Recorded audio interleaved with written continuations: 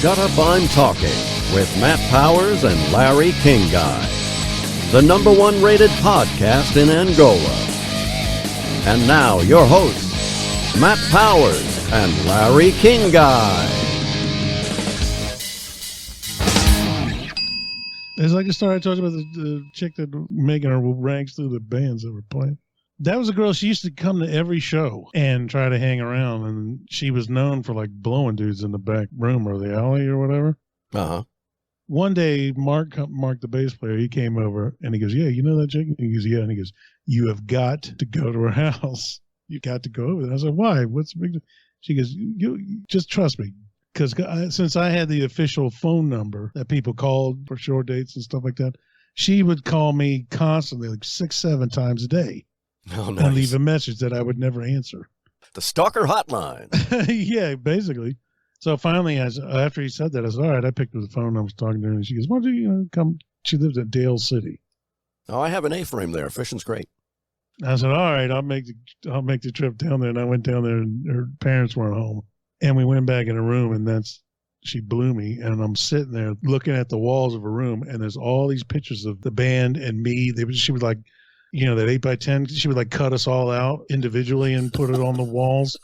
And they were all interspersed with like, Kiss posters and Ozzy and all that. And I was like, holy crap, this is the best head I've ever had. Looking at yourself? Yeah, looking at myself staring at the walls of my own picture right up there next to, Peter Criss. And I'm like, I'm on my way. And then I went, "Oh, okay, I got to get out of here." And then at the next show, I saw her, and I just pretended I didn't see her, and I just like walked right past her. I'm sure she was used to it. So it was only like a one-time thing, but it was fantastic. And I went home, and Mark goes, "Yeah, did you go down there?" I said, "Yeah, man, you're absolutely right," because he had been there, like the week before. We had quite a little bonding session over that. We were comparing, like, how many pictures of yourself did you see cut out and stuck all over the place? I counted 14. What did you get?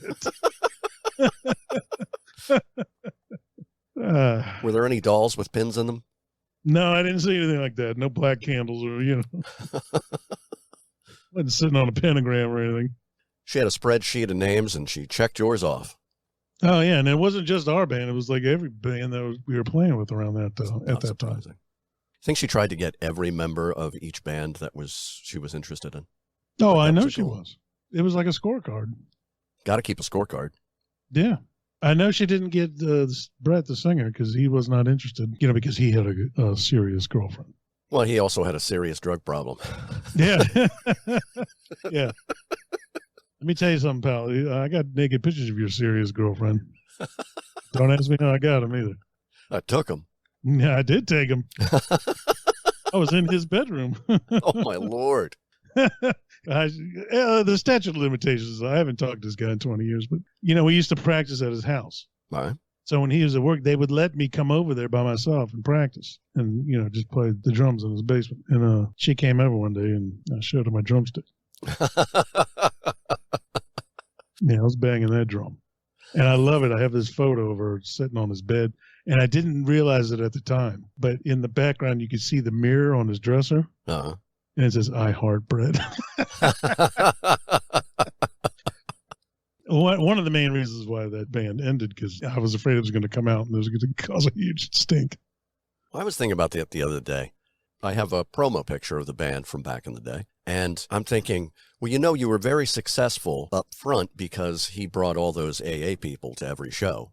Mm-hmm. But ultimately, there was no chance of the band to go anywhere further because he was just a dreadful singer. Yeah, that's very true. Now, did he ever attempt to get better at it, or it was just something he did? Oh, no, he was taking vocal lessons. Really? Should have bought fish and chips instead.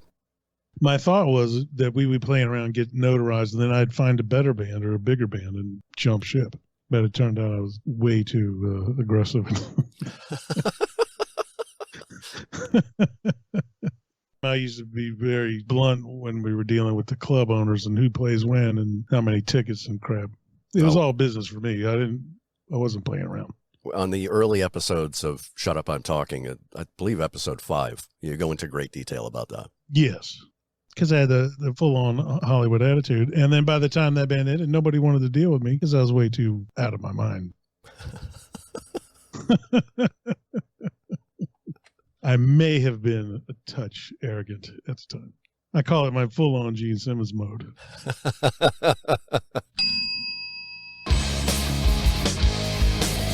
Shut Up, I'm Talking with Matt Powers and Larry Kinguy.